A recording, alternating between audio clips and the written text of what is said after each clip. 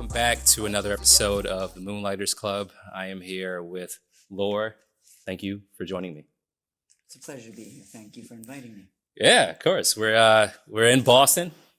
This is the most like Massachusetts interview so far. We're doing this with the Boston Ujima project. So thank you to the Boston Ujima project first of all for existing, and then second of all for setting these interviews up. They've all been great, and we're doing this one in Boston, heart of Boston. Marathon finish line's like right over here. We're in the library in the innovation lab. We're doing it. You're coming from Revere, coming from JP. We're like covering everything. That's right. Yeah. So we're on the train circuit. Exactly. Crossing paths. When I was a kid, I used to get mad when because I would go to camps in like Maine or just like random areas, and people go, "Oh, I'm from Boston." I'm like, "Oh, what part?" And they're like, "Oh, Marblehead or Worcester or Chelsea." Right. So that don't count. So I see what I'm saying.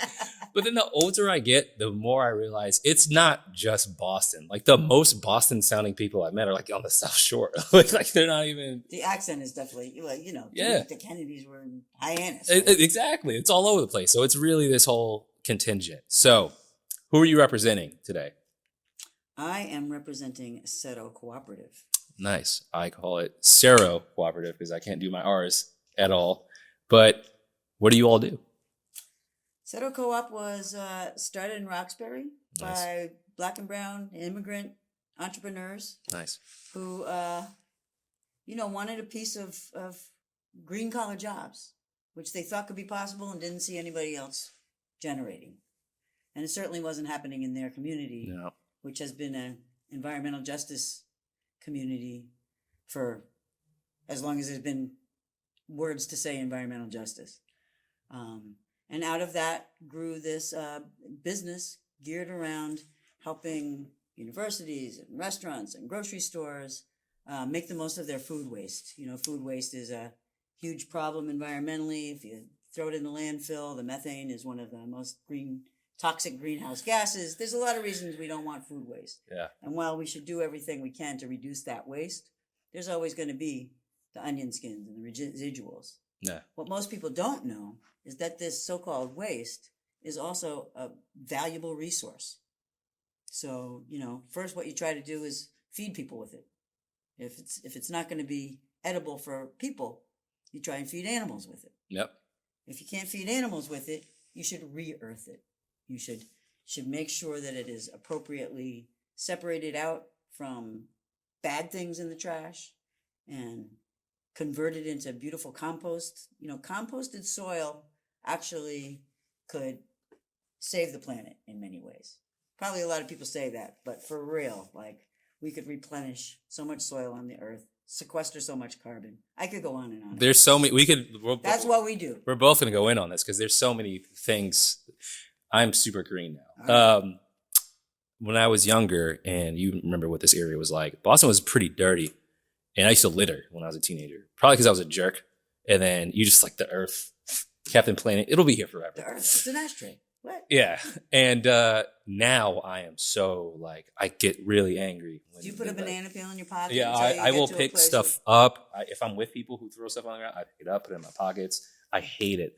And I'm super conscious about earth. I get it. It's some of these things take time. And it's not calamity, but it's I used to want to do zoology, so I love animals. So I'm always checking to see what's endangered and what's not. But another big one is waste. So when I think about composting all the time, because I'm always looking at the day I learned that recycle bins and trash didn't work the way I thought they did. I'm like, all right, we got to do something. When someone's like, no, I just throw that away. It's not done right. I'm like, what? And then I'm learning where all this stuff is going. That there's plastic in the air, that there's these giant mountains of garbage and islands of garbage. So I think about ways to what's being done. Have you trying to ban yourself from plastics? I need to. I was bad. I need two things. I need a seltzer water maker in my house because I drink seltzer water. That's just I'm classy like that. I like the bubbles. Well, if you can't, until you get the seltzer maker, you can do aluminum cans because at least they're highly recyclable. I do cans. Way better than plastic. The plastic I'm going to have to not do anymore is water. Like no water bottles. And I was here looking for water. I was like, damn, I didn't bring my bottle. Yeah. And I'm not allowed to buy water bottles. Yeah. Just because of my personal code. So yeah, we're gonna get into this. I could talk about this all the time. So how did you in terms of like day-to-day work, were you always in like big on the environment? Like is compost something that's like stuff that you're like, no, I always talked about stuff like this. So like working in it. I have not. This is the first time I've been employed in the area of environmental stuff. Okay. I've been dipping in and out of activism. But back in my day when I was younger, I was active in the anti-nuke stuff. Okay, yeah. But I had a big problem with the environmental movement not overlapping with the racial justice movement. Yeah. And I've always been, more in challenging white supremacy systems and making sure that that's where I was putting my energy. So that didn't match with environmental stuff. That's changed. It's changed a lot. We have great organizations here in Boston now that are BIPOC led, not only CERO, but, like ACE. Yeah. Are you familiar with ACE? They've done so much around environmental justice issues, everything from monitoring for asthma in their neighborhoods, how much are all these diesel buses making our kids sick and all that kind of stuff. So now it really fits. Yeah. I lucked into this because I applied for a job. Nice. When the founders were looking for a startup manager. Yeah. That's how I got on this train. Isn't it wild that Richard Nixon started the EPA? Like he didn't start it, but you know what I mean? Like I wouldn't have remembered that. There's little nuggets I learned about the environment. I'm like, it was him? Wow. Yeah. I'm pretty sure it was him. Like I'm like, what? Like especially that time. I'm like, bro, it's like gas shortages. There must be a podcast about that somewhere. We can find out what the real deal was. Yeah. So random question. We've had a few interviews with other associates of the Ujima project, and there is an issue with food, where food comes from, the type of food in certain communities. You think food deserts are intentional? Just like everything's intentional. That's crazy. Just like everything is. And things lead to the same structural issues, back and back and back and back. That's why it gives me hope to be with something like Ujima and the ecosystem that Ujima is creating. Proud that CERO Coop is part of the Ujima portfolio. And proud for, that I've been able to be involved in helping Ujima get going from the beginning of it. And just like, they're actually putting together participatory economy. They're actually, achieving a democratic economy, demonstrating that it's possible. Yep. And likewise, CERO Coop exists in a lot of ways to demonstrate that it's possible that grassroots, working class people who are fighting their own oppression can create jobs with worker ownership, doing things that make our communities more sustainable. That's like where it's at. Like to being able to be part of that, as small as we are, sometimes it's hard to feel our impact. But when you back off and see where we were 10 years ago, there wasn't a CERO Co-op working yet. We were in the process 10 years ago, but we started our operations in 2014. Yeah, a good point you hit on. I feel like there's two things that are really big now. We're going to talk about the environment throughout this interview, but also workers' rights.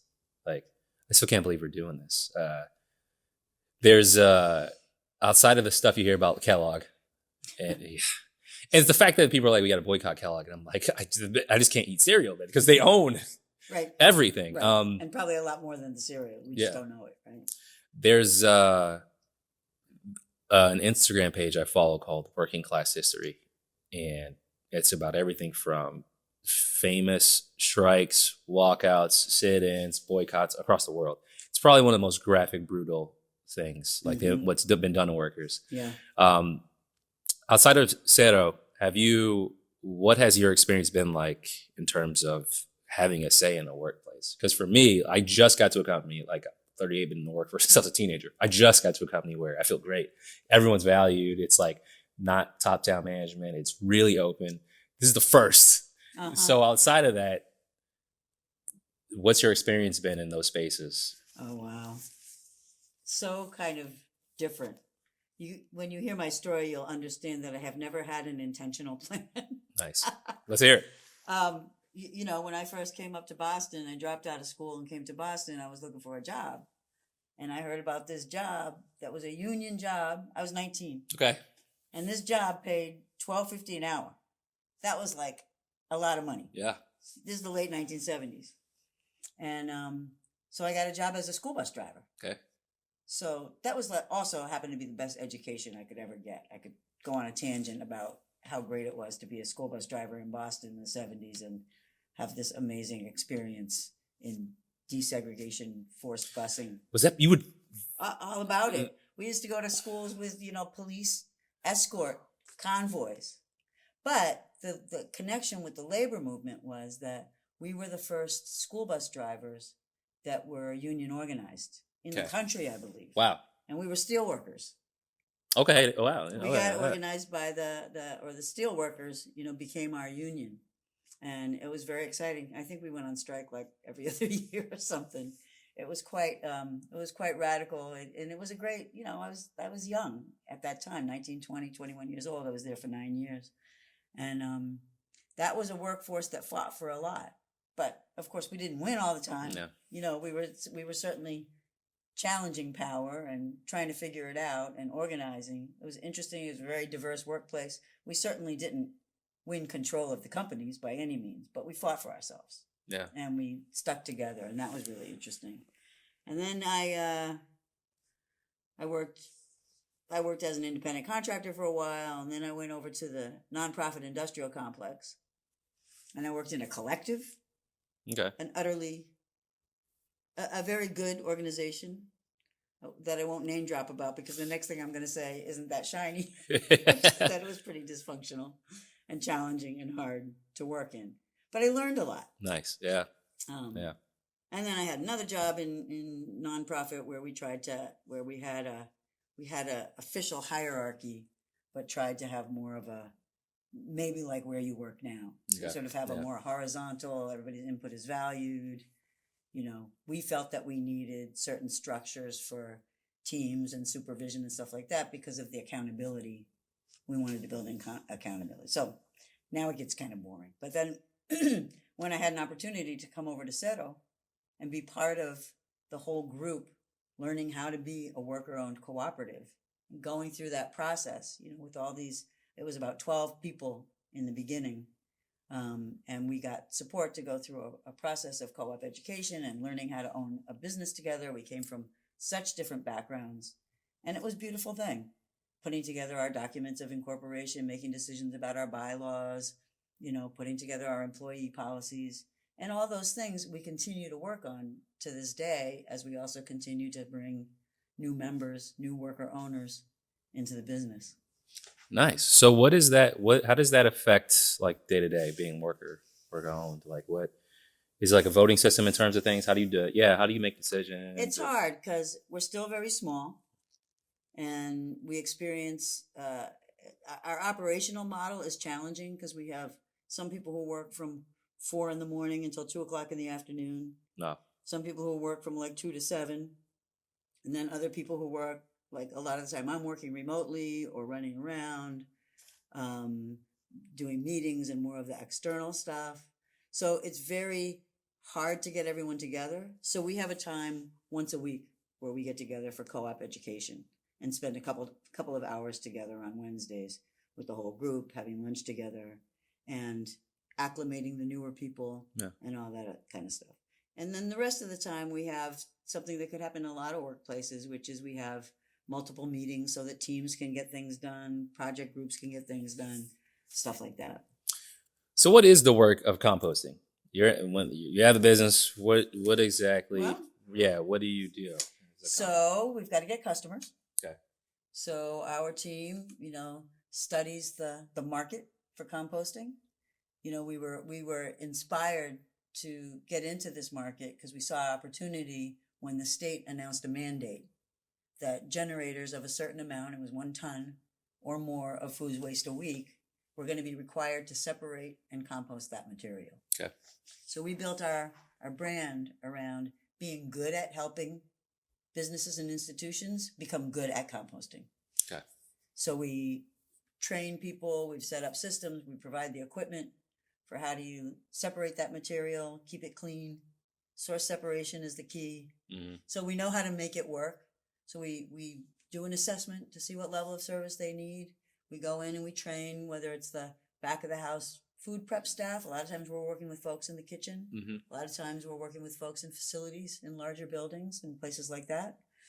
And then the core of our service is we operate a fleet of trucks, large and small, that are custom built to handle this organic material, and we provide the pickup services. We clean out all the equipment, and we collect that material, make sure everything's going good, and we truck it from Boston to a couple of different farms, 20 to 30 miles away. Okay. One of those farms, we tip the truck and leave the beautifully source separated pre-consumer compost where it's eaten by cows and pigs at a farm. So that's called highest and best use for that material, right? That's material that before we were there was going in the trash. The other farm that we take the material to is a composting facility. And I don't assume that people know about windrow composting. These are large farm-based facilities where they have plows and backhoes and trucks and all kinds of equipment and land where they combine leaves and yard waste. And, those are compostable materials as well with the food scraps, which our composting partner calls the secret sauce that adds nutritional value to all that other, what you call brown and green waste, whether it's, grass, or we have a couple of customers who are landscapers. So when they go to do an installation, they take out the old grass and this and that, or when they put a farm away for the winter time, there's material there that is better composted than put in the trash. And in the city, people have to make it go somewhere. For the most part, people are not doing their own on-site composting. Yeah. So that's our model. We work with the larger customers who want to source separate that and have it re-earthed. And we also often in the growing season will, after we tip at the composting facility, we'll pick up this beautiful, rich composted soil products and bring it back to the city to support urban farming. Nice. I feel Closed like loop. I like it. Closed loop. Circle and of life. jobs created all along the way. Yeah. I gotta say, it's economic development too. Exactly what the Lion King was about. That's right. If I was a salesperson, I'd feel like I'd rock it. I'd just be like, look, if you don't do this, you're killing all of us. Well, come on, come on and work with us. We're hiring. You're killing. We all are of us. hiring, by the way. Nice. Truck drivers. How big is the team? The team should be 9 or 10, and right now we're at 7. Oh, okay, you're So already. we need some people. We need somebody to help us with customer success. Okay. Yeah. And truck drivers. And we're looking for a bookkeeper. There you go. Any WMBE bookkeepers out there? Find me. All right. I like that. So yeah, a little growth could be good. And then is this cycle a daily thing, like a weekly thing? We have customers that we serve 7 days a week. Wow. Customers that we serve, once every other week. It really varies. We're working with about 85 customers, 80 to 85, I lost track. And we're harvesting 100 tons of material a week. Wow. It's a lot. Do you have common customers? Like, is it? We have many colleges and universities. That's the first time I was assuming school would probably Northeastern, be. Babson, LaSalle, Boston University. Yeah. We work with several grocery stores, Wegmans. Yeah. Love Wegmans. America's Food Basket. Yeah. AFB in Geneva, Yeah. Fields Corner, was our first customer. Wow. Nice. And I think our second customer was Commonwealth Kitchen. Shout out to Commonwealth Kitchen. Nice. Beautiful Food Loop Innovation Center. Boston Public Market. Oh, okay. Is that the one over there? It's varied. And then we have the B Corps, so the bigger, fancy corporations that don't necessarily generate a lot of food waste, but they want to check it off the box that they're composting. So We work with WeWork, Amazon, Facebook, and then we Nice. have hospitals. Yeah. So any place that people eat, that's where we're working. Senior residences is a good customer for us. Yeah. They're doing cafeteria food. They're generating a lot of food waste. Carney Hospital. I could go on and on. You have a lot of clients. We have a That's lot of clients. yeah. You do need you all need to apply like now. That's a lot. The school. And we're in growth mode. Yeah. Who handles the training of teaching? Like this is how you throw stuff away. It's a team approach. Yeah. It's generally, handled initially by our sales team. Yeah. Who are out there doing the assessments, getting to know the customers. But the drivers participated. Everybody, that's the thing about worker ownership, right? When you feel like you're doing your job, even though they work so hard, it's physical work, it's hard work. Yeah. They also feel a sense of ownership. They feel bought in. They want to help. And same thing with our customers who we train in the kitchen. They feel really bought into it. Oh, okay. There's, people should feel proud about doing this stuff. It's not that much extra work. It's just about once you get that system set up, it only makes sense to do it like that. Is there? And our customers save money, right? They save money on their trash so they can afford to pay us. Is there a struggle to get? Where I'm coming from with this is, some people don't believe in climate anything. So, do you find it is there a pushback to just the general acceptance of this is a thing? When are you seeing a change? I don't think we put a lot of energy into customers that don't want to do it, Okay. into gaining them. I think we leave that to the policymakers. The Department of Environmental Protection are the ones who ought to be enforcing the requirements in order to reduce waste, right? Yeah. And there's this requirement that people separate it. And so, I know that their resources are limited. Yeah. There's not a lot of enforcement yet on this front, but more people are coming in the door than we are chasing. Good. Yeah. Nice. Yeah. How has working here changed your view, or has it affected the way you see things environmentally? Or is it? Because I've worked at companies where I'm like, oh my god, I know. Like I work a lot of retail. Now I know retail's awful, and I've been on the other end of Black Friday, so I don't go. In terms of being here, has it? I mean, you seem like you've already been in the loop in terms of I've learned so much, during this decade with CERO. I feel like, I've always, if I was asked, I would call myself an environmentalist or an environmental justice warrior or whatever that would be. But I never had the depth of knowledge in a particular area the way I do now. I always knew air pollution was bad and I should try and get an electric car when I can. Of course, I'm not getting out of the car altogether because I'm not that good. Yeah. But so I'm far from perfect on the environmental stuff, but I'm learning a lot. And I'm learning a lot about greenwashing. I'm learning about how much fake so-called environmental action is happening out there. This industry is notorious. The trash industry is notorious, right? And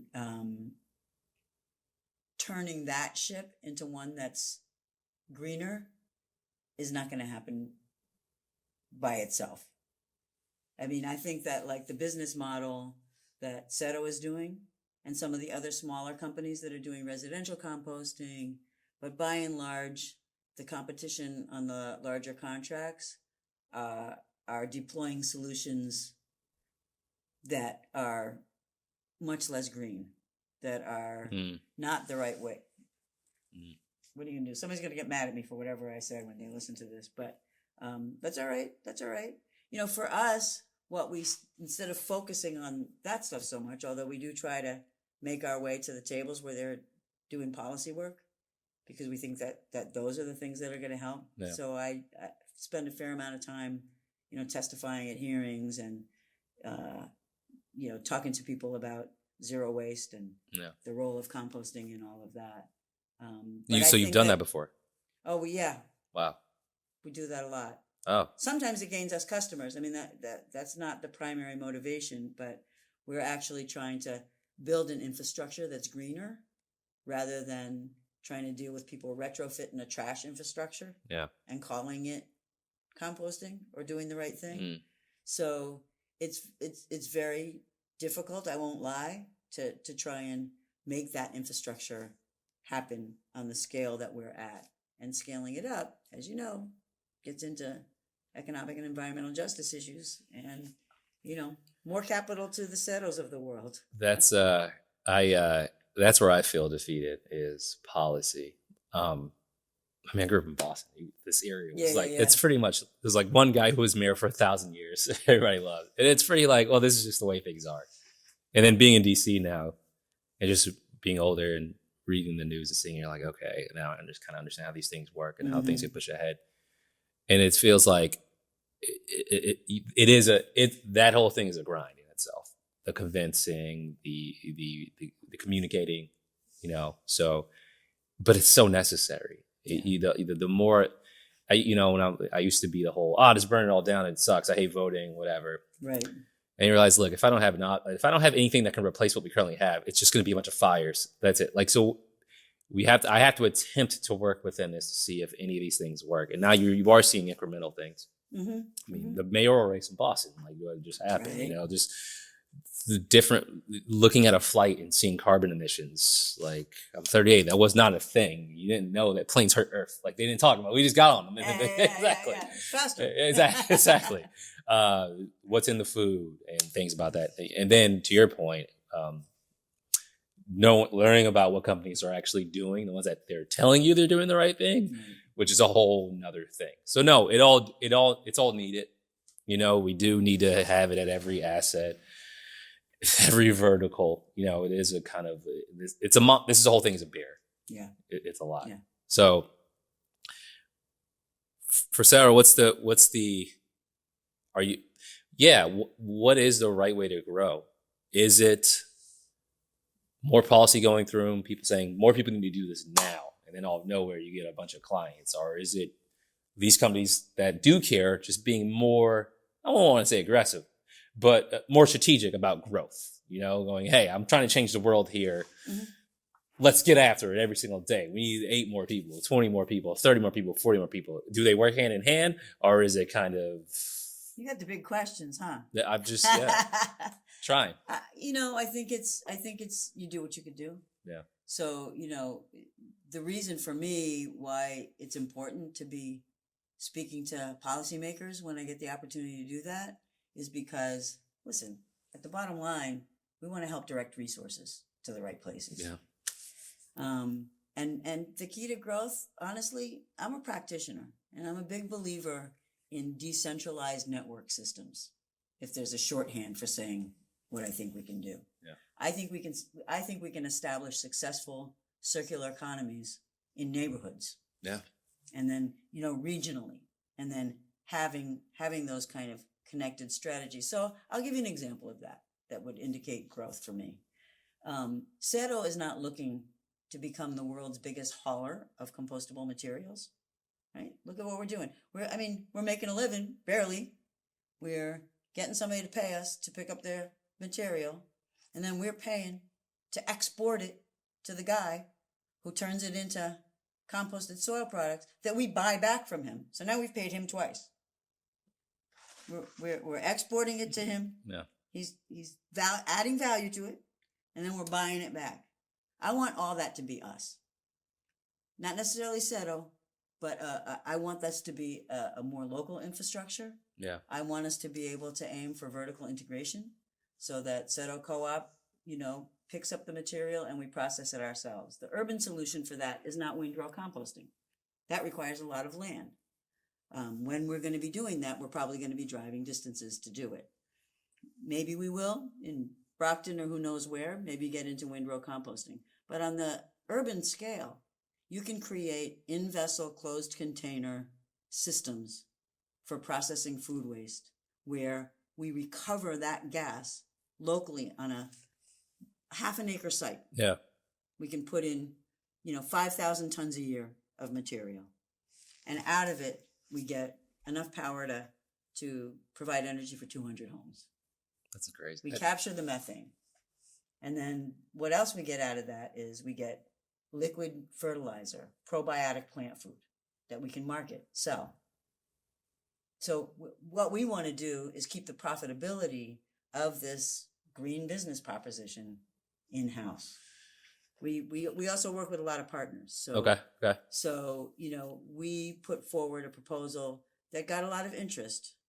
I don't know if you remember at the old Boston State Hospital in Mattapan, there was a 10-acre parcel of land, and proposals went, they made a request for proposals, and we brought our Green New Deal proposal to them, which consisted of CERO's anaerobic digester, which would process food waste, and also provide excess heat that we would convert to heat greenhouses, 10,000 square feet of greenhouses. Yeah. Jobs for people, healthy food growing in the community, using that food on site. We were working with City Fresh Foods. Yeah. Yep. They prepare good, healthy meals for 3,000 people a day. They were going to be co-located with us, right? So they get the greens out of the greenhouse, use them in good meals to feed people. What's left over gets composted with CERO again, and you've completed the food loop. CERO can heat the greenhouses and also provide fertilizer for the greenhouses, as well as extra products for the community to buy. These are things I'd never thought would be possible.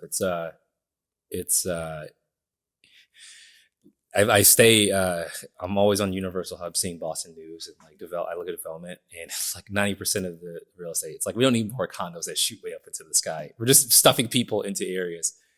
And I never questioned how things were configured. So growing up in Boston, everything's, concrete. There is green here, but it's, where the residential areas are, you're just like, oh no, we just live here. And then if there's farms that's like out there somewhere, right? And like, we just eat whatever.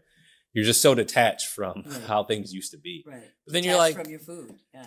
Like, it doesn't have to be that way. We don't need concrete everywhere. You can actually grow stuff and, get rid of waste. You can actually have control over that. And I never saw that power or felt that power. And there's so many exciting possibilities. I mean, vertical farming. These skyscrapers could be growing food on the walls.